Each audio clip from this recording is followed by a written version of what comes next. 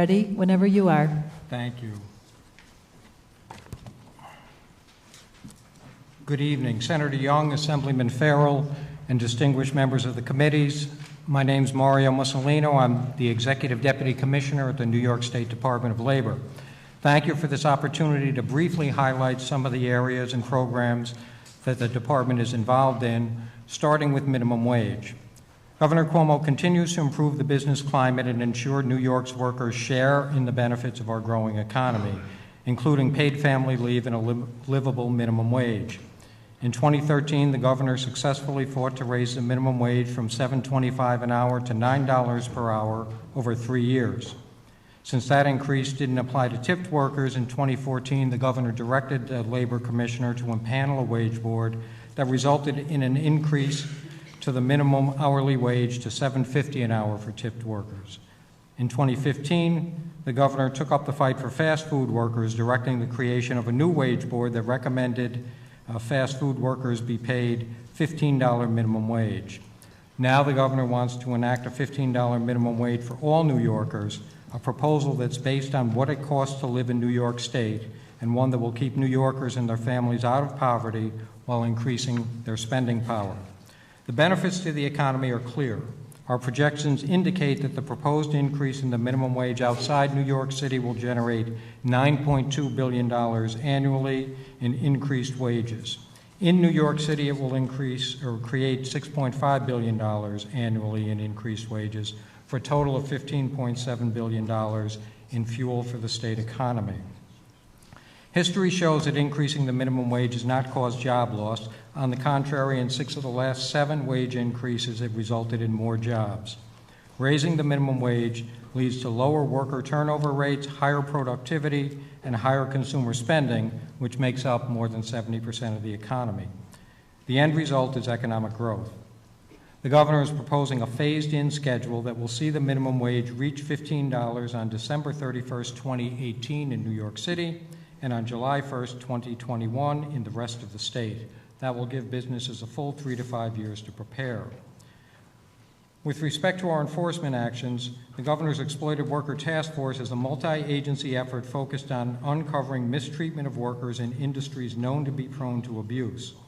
As part of Governor Cuomo's Exploited Workers Task Force, the Department of Labor, which has the second largest investigations team in the country, helped launch more than 450 statewide investigations into multiple industries, including nail salons, farming, child care, and home health care. We've identified more than 2,700 violations, including theft of wages, failure to protect workers with workers' compensation coverage, and retaliation against workers who complain about violations of the law. The cases affect more than 2,000 workers in New York State. The department works to ensure workers in all industries are fairly paid, appropriately and on time, and we continue to be a national leader in returning money to workers who were not paid proper wages. In 2015, we distributed a record $31.5 million to workers who were the victims of wage theft, an increase of 4.3% over the previous record of $30.2 million dispersed in the prior year, 2014. The Department of Labor understands that even-handed enforcement of the labor laws rewards compliant employers, assists mistaken employers, and punishes bad actors. Our business owner trainings, outreach presentations, mediation programs, and self-audit programs are all a part of our efforts to give businesses the information they need to understand and comply with labor laws. With respect to unemployment insurance, the state's unemployment rate is currently 4.8%, its lowest level since November of 2007, and the unemployment rate is down by more than 3 percentage points in each of the 10 regions of the state since November 2010. 2 years ago, the state's employers owed the Federal Unemployment Insurance Trust Fund $3.5 billion. Because you acted on the governor's reform proposals, we were able to eliminate that debt, saving employers an estimated $200 million in interest costs, similar to paying off a car loan early, and the trust fund ended 2015 more than $280 million in the black. With respect to workforce development, the Department of Labor plays a major role in strengthening the economy by connecting job seekers to jobs and supporting businesses in hiring. We accomplish this through innovative programs and by working with Empire State Development and the Regional Economic Development Councils to strategically focus on individual industries and provide assistance where and when it is needed. We see business as a customer, and we want to keep our customers happy by providing the services they need to ensure New York's workforce is well-trained and accessible. In 2015, we held more than 110 career fairs and more than 1,600 customized recruitment events for individual companies, connecting employers with job-ready workers. These hiring events helped connect 5,900 businesses to 58,000 job seekers. We also offer new technological solutions like virtual career fairs, Jobs Express, Career Zone, and the Employability Score, which allow job seekers to explore career openings, assess their employability, and connect with employers online without leaving their home or office. In July, we announced partnerships with 100 chambers of commerce across the state, reaching 50,000 businesses to promote our no-cost business support services. And during the last program year, our 96 career centers helped more than 260,000 people find a job. Apprenticeship has long been known as a pathway to the middle class. Now the governor wants to make sure that pathway is open and accessible to everyone. That's why he's proposing a first-in-the-nation state pre-apprenticeship program that will leverage state contracts to ensure that youth in need get the skills they need, are exposed to a variety of trades, and can be connected with registered apprenticeship programs. The Department of Labor also assists people who are facing barriers to employment, including individuals with disabilities, ex-offenders, and the long-term unemployed, ensuring they have all of the supports and services they need to prepare for employment. The Governor's Unemployment Strike Force, launched in 2014 to impact high unemployment in the Bronx, has so far engaged more than 10,000 Bronx residents and secured more than 7,300 job placements. A subsequent expansion to the 10 areas in the state with the highest unemployment rates resulted in more than 38,000 new job placements. The lessons learned will be used when we expand the Unemployment Strike Force to Western New York to focus on the cities of Buffalo, Lackawanna, and Niagara Falls. The Urban Youth Jobs Program provides tax incentives to businesses that hire unemployed, disadvantaged youth in 13 target areas around the state. This successful program has placed at-risk youth in more than 31,000 jobs, with more than 1,500 businesses since 2012. Governor Cuomo is proposing to increase funding to $50 million annually through 2017, including $10 million to help eligible youth anywhere in the state. The Governor's Work for Success initiative connects inmates and parolees with our career centers. For the program's inception in March 2013 through December 2015, services have been provided to more than 18,000 job seekers with more than 10,000 hires by businesses. These are just some of the highlights of the work done by our staff at the Department of Labor. All told, since the beginning of this administration, New York's economy has added nearly 770,000 private sector jobs and experienced employment growth in 52 of the past 60 months. In December 2015, New York State's private sector job count stood at more than 7.8 million, an all-time high. As you can see, we're building on the success of the past 5 years. The economy is growing, and under the Governor's leadership, we continue to add thousands of jobs. The Department of Labor is supporting the Governor's initiatives by connecting job seekers to jobs, partnering with businesses to ensure a ready workforce and boost hiring, and protecting workers and the public across our great state. Thank you, and I welcome any questions. Thank you, Executive Deputy Commissioner. Our first speaker is Senator Jack Martins, who is Chair of the Senate Labor Committee. Good evening, Senator. Good evening, Deputy Commissioner. It's good to see you again. One of the questions I often get from our building trades is the enforcement on prevailing wage. And they're concerned that although we have prevailing wage requirements, that the Department of Labor is not doing enough at a local level to address such a critical need. Sure. And I'd like you to talk to me about the staffing that you have in place for this enforcement, as well as how you plan to address some of their concerns. Sure.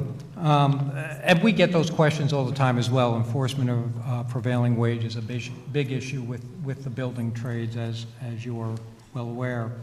The staff that we have in our public work enforcement has been stable over the last couple of years. I'd have to go back and get an exact number for you, but we have them spread all around the state. And they've been pretty consistent in their ability to be able to go out and investigate work sites to determine whether the proper prevailing wages are being paid. And over the last couple of years, we've been averaging in the $6 to $8 million range in dollars that are returned to workers who didn't receive the proper prevailing wages. Last year, I'm saying this off the top of my head, but I think this number is right.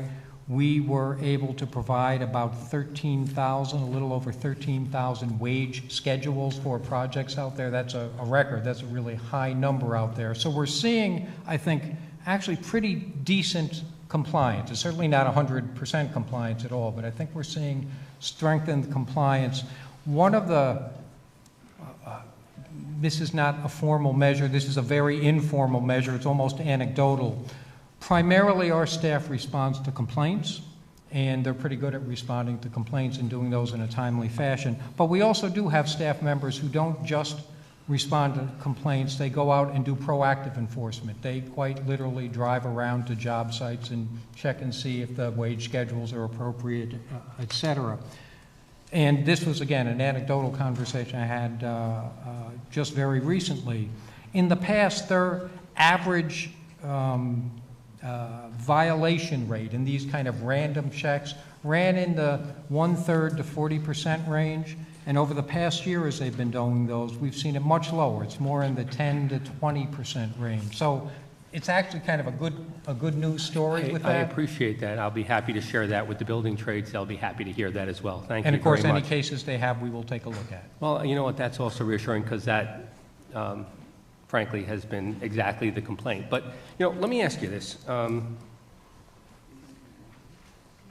We have, I know that the governor is proposing a $15 minimum wage statewide, and, you know, I've heard many explanations from many people over the last few months since the governor announced the initiative back in September as to why $15. Mm-hmm.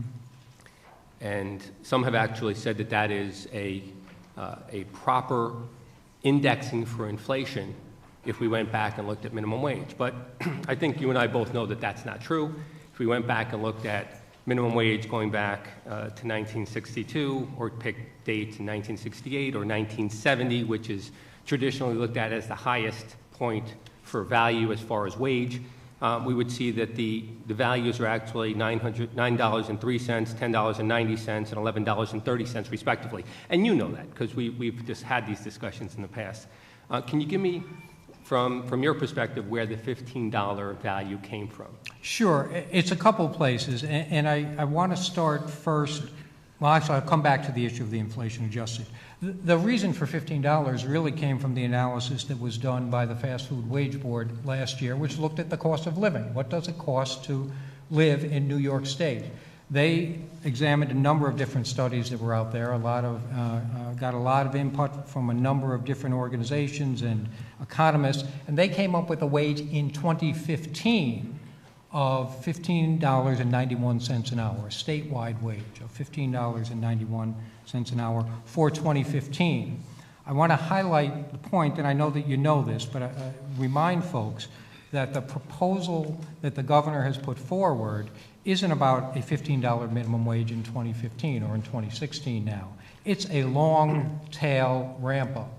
We don't see the full number of $15 an hour until 2021, 6 years out. So the number that was developed by the Fast Food Wage Board applied to today, the actual experience that businesses will have stretches that out over a much longer period of time. So that's the first point.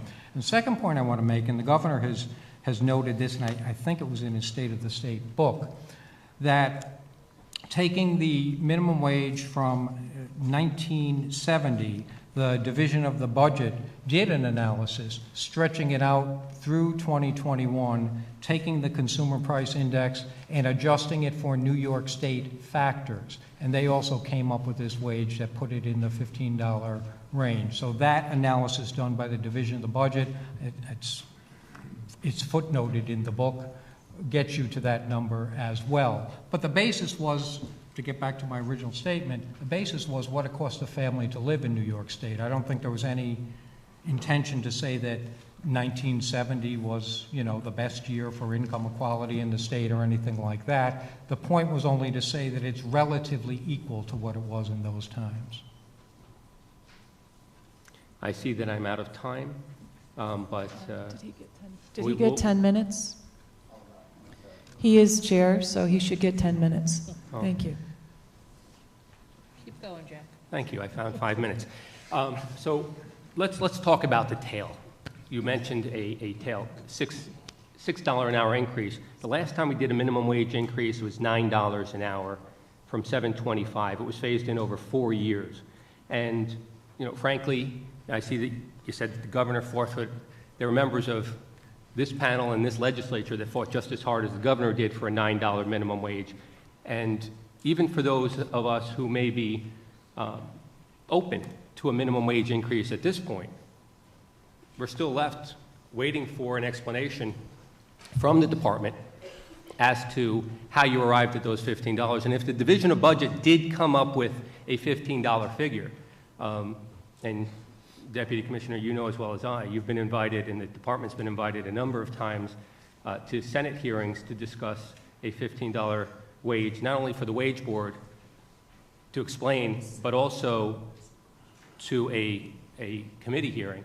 I would love to see that analysis, and to this day I have yet to receive it. So I will formally, again, request a breakdown of the analysis so that we can properly review it. Now, when we arrive at a minimum wage increase and we look at various factors, did the department also consider the impact to jobs in New York State? Yes.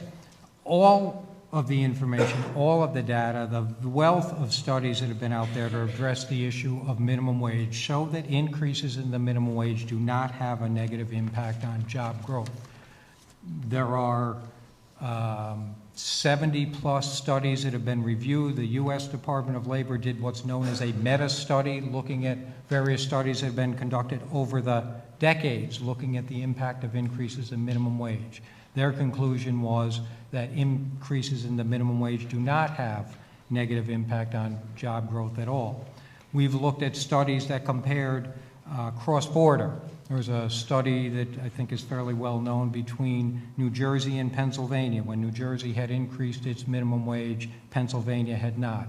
Showed no difference in growth in restaurant industry between those two border states. A bigger study that looked at 500 pairs of adjoining counties, one with a higher minimum wage than the other across the country over a decade and a half, also came to the same conclusion. So there's an awful lot of research that says that increases don't negatively impact minimum wage. And beyond that, just one quick point, just beyond that, our experience in New York State is the opposite. Every minimum wage increase we've had over the years has not resulted in job loss. And Deputy Commissioner, I would agree with you historically, and I would agree with you historically. And frankly, I've read those studies as well. But you are certainly familiar, as am I, with all of these studies that exist, most recently discussing specifically a $15 minimum wage that raise specific concerns. Even economists, Nobel Prize winners, members of the President's own Economic Council have raised significant issues on the level of job impact of going to a $15 minimum wage. We're not talking about an incremental increase in the minimum wage as this is being described, as has historically been the case. This is a significant increase in the minimum wage, and there are all types of warnings, frankly, from people who have historically supported a minimum wage increase that simply can't be ignored. And so I will ask you, and since I know you're familiar with them, to address those concerns by reputable, world and nationally renowned economists who have warned against the $15 minimum wage, specifically concerned about the impacts on the economy and on jobs.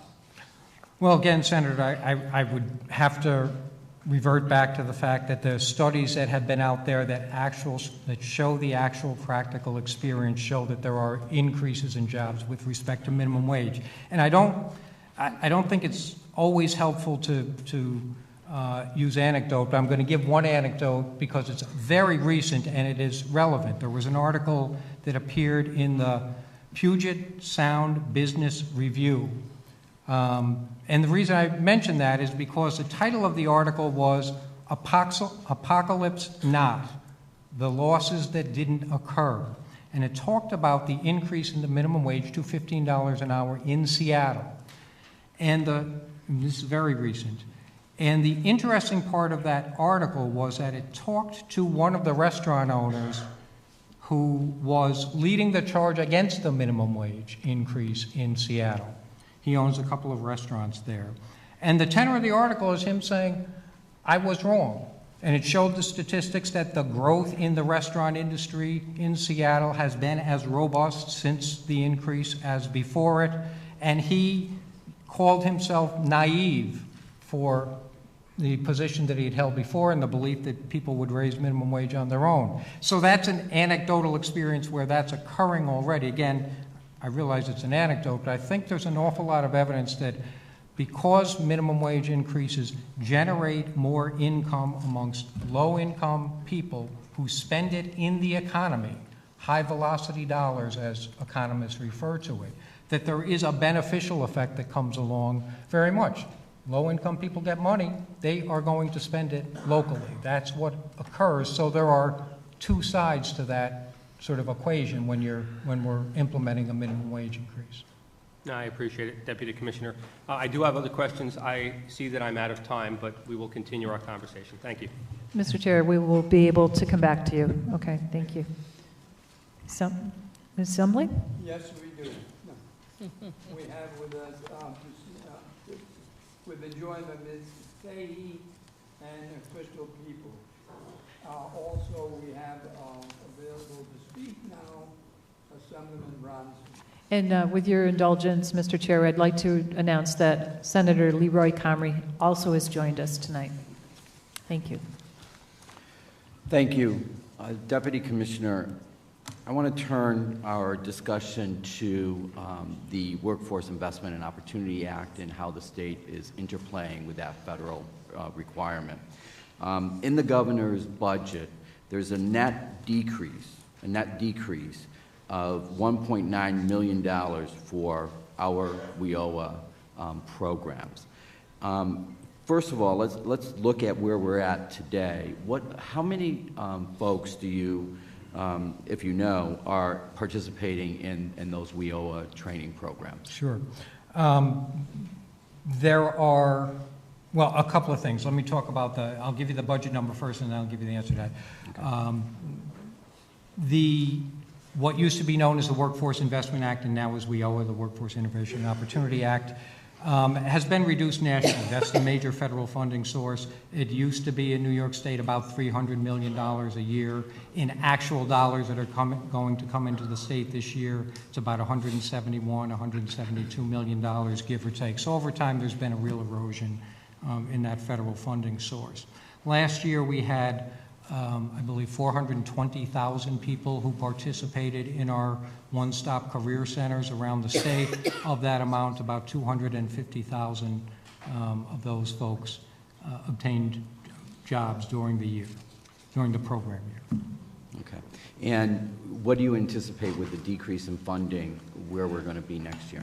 That's not much. That's pretty minimal in the grand scheme of things, and you know there's always carryover dollars and whatnot. So the 1.9 million is not something that we see. In fact, the federal allocation for us came up a little bit this year. So this just may be division of the budget tweaking what they had estimated last year.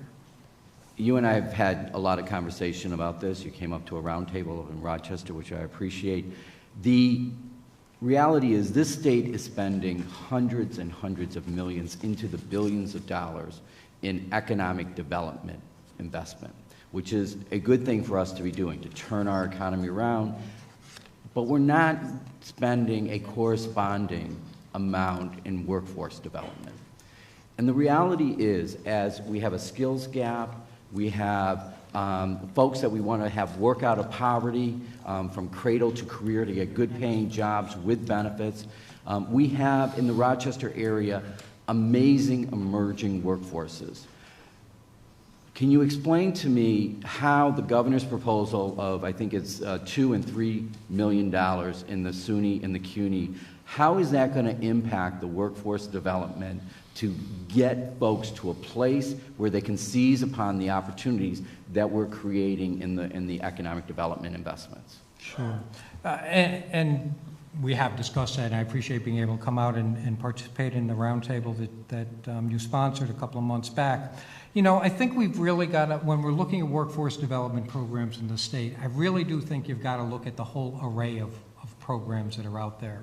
What we have really started to see in our operations of the career centers around the state is that more and more they're acting as brokers. So bringing in people, assessing their skills, and then trying to figure out, many folks are job ready, many folks are pretty close to job ready and need fairly light touch training. Many folks need a lot more than that. We've tried to put into place a whole array of different programs that are dealing with different populations. For example, I'm sure we'll talk about it at some point, the Urban Youth Jobs Program has been terrifically successful. I think we've placed something like 28,000 youth in jobs over the last couple of years through that tax credit program. Not a lot of training with that. That's really incentivizing employers to hire, take a chance, as it were, on a young person, 16 to 24 years old. We've also begun to focus very much on the, through the unemployment strike force that we've talked about, making much more direct communication with individual businesses out there. So when I talked in my testimony, the fact that we had about 160 career fairs, but 1,600 customized recruitments, that's us one-on-one with a business saying, let's not talk in general terms about workforce. Tell me what you need to help your business grow. And so we've attached programs like an on-the-job training program that a business can apply for. We do that through the consolidated funding application. Every year a business can apply to bring someone on and do on-the-job training for them while they have them for the first few months on the job. So we've looked at that as one of the strategies. And then the governor this year is talking about using the public colleges to think about apprenticeship programs. And you've talked about apprenticeship programs many times yourself, how to expand those. One of the key elements in apprenticeship programs is the component of related instruction. So it's apprenticeships are a job. We always remind people it's a real job. People are out on the work site. They're getting paid. But part of what they do is also this related instruction and bringing CUNY, SUNY into the mix more to deal with this issue of related instruction as we start thinking about apprenticeships beyond just the traditional construction trades and moving into advanced manufacturing and other areas like that. This will be another sort of piece in the puzzle to try to put together a broader, comprehensive workforce development strategy. My time is up, but I do want to have conversations with you regarding the pre-apprenticeship program and how that's going to work, who's going to determine what the middle skills workers are, and also the unemployment insurance strike force. I'm a little concerned that Rochester isn't included in that pilot, so we'll have further conversations. Thank you. Thank you. Senator Richard Funke. I share Assemblyman Bronson's concern as well, because we represent similar areas. We could talk about BOCES training too. There are a lot of jobs in the Rochester area. What can we do to strengthen BOCES programs and get young people focused in that direction for these particular jobs? And those are things that we can talk about as well. But my specific question today, Deputy Commissioner, has to do with how do we define a contract employee and a regular employee? In the Rochester area, we have an organization, a band, Nick and the Nice Guys, which has 100 musicians or more, I'm not quite sure, in their database. They have a series of bands that go out. Sometimes they have a guitar player and a drummer and a trumpet player, sometimes they have a full orchestra, and so on. They're being treated by the Department of Labor now as employees, not contract employees, which is, I think, kind of a difficult thing, certainly for them, and where they want to be and what they have to pay. Claiming them as employees is burdensome for them and costly for them. And they're not a typical band. So I guess the question is,